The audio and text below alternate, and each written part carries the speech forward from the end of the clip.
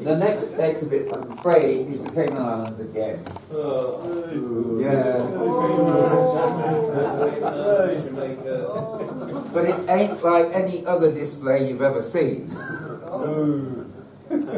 Because it is where the world of postal history and social history collide.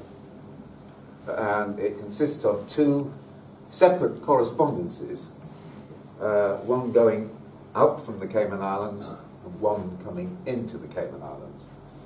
The first one going out from the Cayman Islands has quite a lot of philatelic and postal history significance as well, and is in fact quite valuable because there are one or two very scarce bits in there. The other one coming into the Cayman Islands is total rubbish. It was given to me by James as a present, so you can understand that's why it was total rubbish.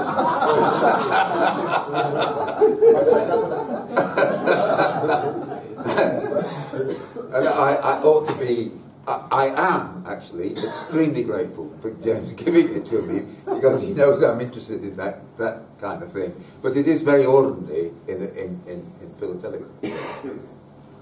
The first is the Merron Hogg correspondence.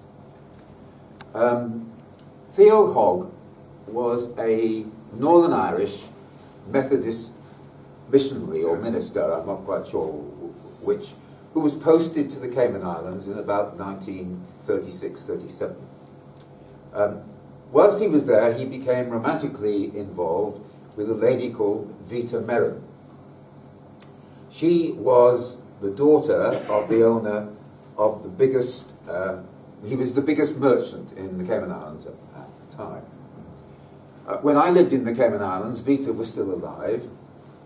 I would recognize her, but I didn't actually know her.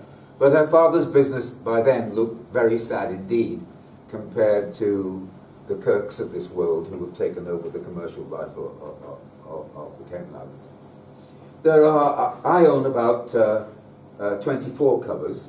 I think there are more because I think the correspondence actually was monthly, because Theo went back to the UK shortly before the outbreak of the war.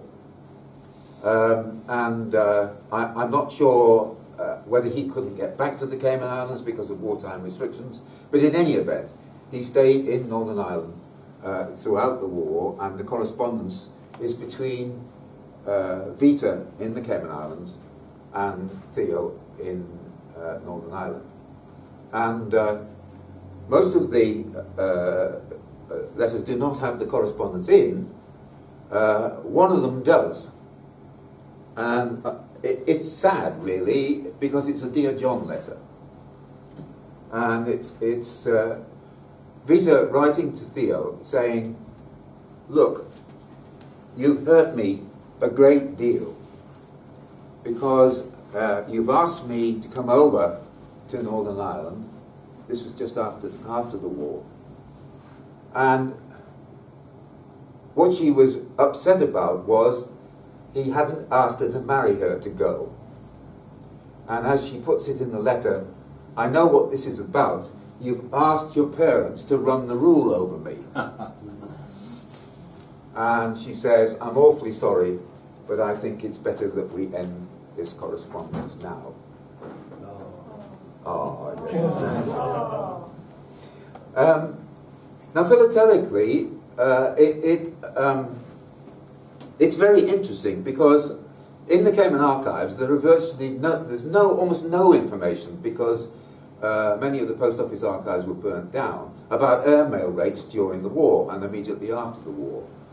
And Vita was meticulous about the way she actually franked these letters. I think Theo must have been a collector, and that's why they came onto the market after he died.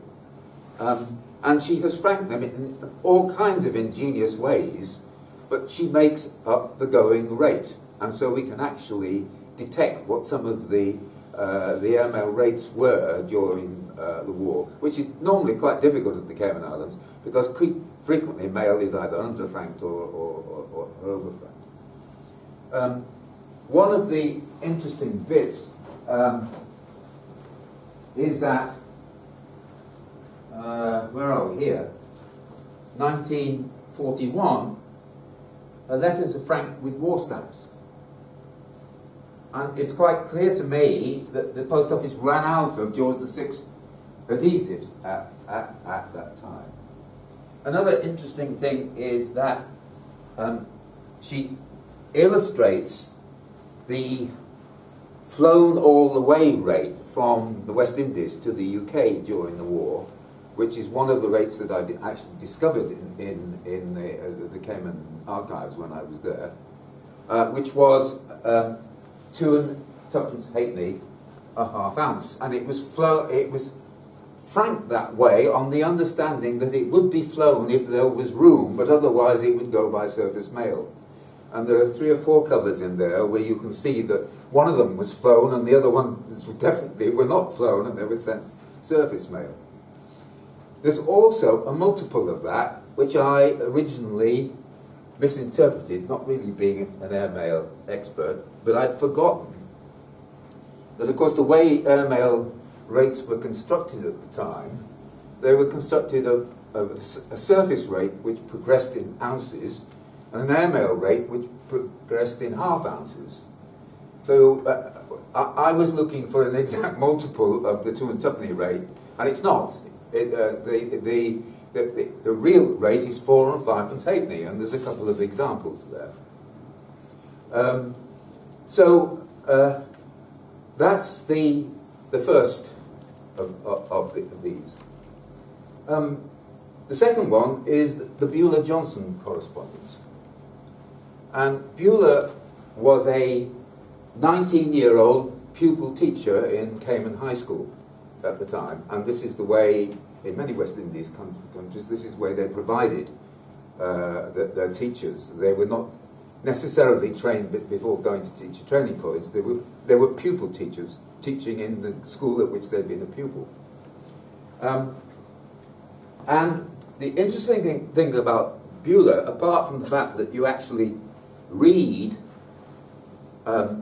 all these letters coming into her, which demonstrate that she must have been an absolutely lovely person who would actually do anything for anybody, is that she had inherited her brother Noel's pen pal dealer correspondence when his father died and he went to the US to work for National Bulk Carriers.